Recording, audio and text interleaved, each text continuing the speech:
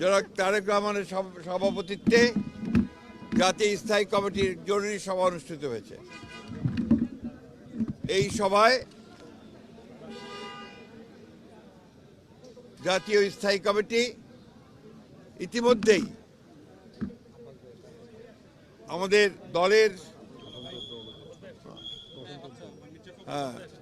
গঠনতন্ত্র অনুযায়ী দলের ভারপ্রাপ্ত চেয়ারম্যান জনাব তারেক রহমান চেয়ারম্যানের দায়িত্ব গ্রহণ করায় সন্তোষ প্রকাশ করেছে এবং চেয়ারম্যান দল পরিচালনার ক্ষেত্রে যেন সফল হতে পারেন সেই জন্য সবাই দোয়া করেছে। প্রিয় সাংবাদিক বন্ধুগণ, এর পরের যে সিদ্ধান্ত আমরা নিয়েছি, এই সিদ্ধান্তটি হচ্ছে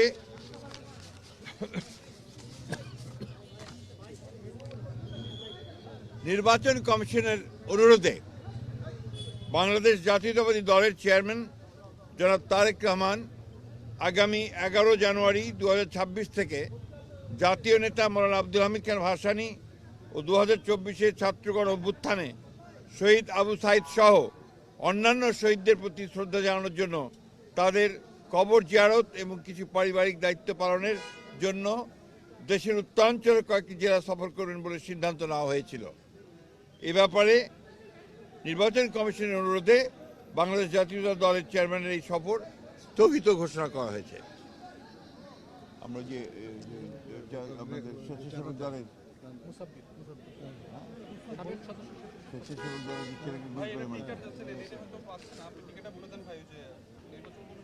আপনারা ইতিমধ্যেই এই খবরটা সবাই জানেন। প্লিজ ভাই প্লিজ, আপনারা সবাই খবরটা খুব ভালো করে জানেন যে দেশের যে নির্বাচন আগামী ফেব্রুয়ারি মাসের 12 থেকে অনুষ্ঠিত হতে যাচ্ছে, সেই নির্বাচনকে বিভিন্নভাবে প্রশ্নবিদ্ধ করার জন্য, বানচাল করার জন্য একটা মহল বিভিন্নভাবে চক্রান্ত করছে। তারা ইতিমধ্যেই আপনি জানেন যে উসমান হাদিকে গুলি করে হত্যা করা হয়েছে।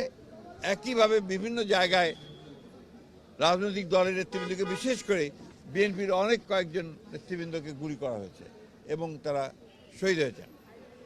এবং গত কয়েকদিন আগে স্বেচ্ছাসেবক দলের সাবেক সদস্য সচিব দক্ষিণে না উত্তরের সদস্য সচিব, সাবেক সদস্য সচিব মুসাব্বিরকে গুলি করে হত্যা করা হয়েছে। আমরা ইতিমধ্যেই এর তীব্র নিন্দা জানিয়েছি, ক্ষোভ প্রকাশ করেছি এবং অবিলম্বে হত্যাকারীদেরকে গ্রেফতার করে আইনের আওতায় আনার দাবি জানিয়েছি। আমরা বারবার করে এ কথা সরকারকে এবং নির্বাচন কমিশনকে জানিয়েছি, জানাতে চাই আবারও, যে এই ধরনের হত্যাকাণ্ড ঘটতে থাকলে এই দেশে নির্বাচনের পরিবেশ বিনষ্টতা হবে এবং নির্বাচনের পরিবেশ যেন বিনষ্ট না হয় তার জন্য সকল প্রকার উদ্যোগ গ্রহণ করার জন্য, সক্রিয় প্রক্রিয়া নেওয়ার জন্য আমরা আবারও সরকার এবং নির্বাচন কমিশনকে আহ্বান জানাচ্ছি।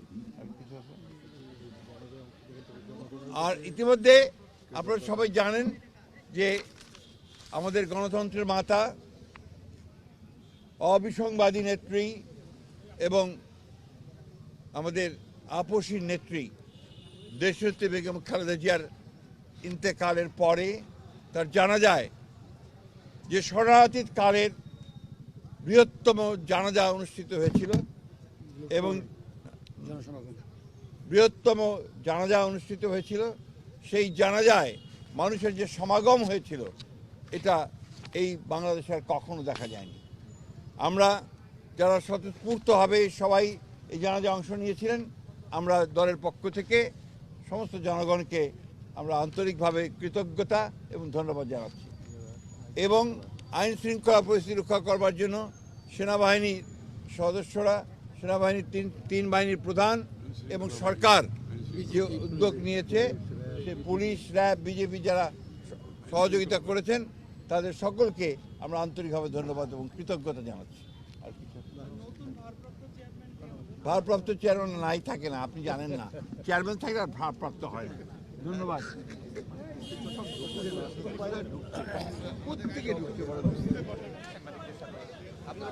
রৌনক, যেমনটা শুনছিলেন দলের মহাসচিব মির্জা, জি।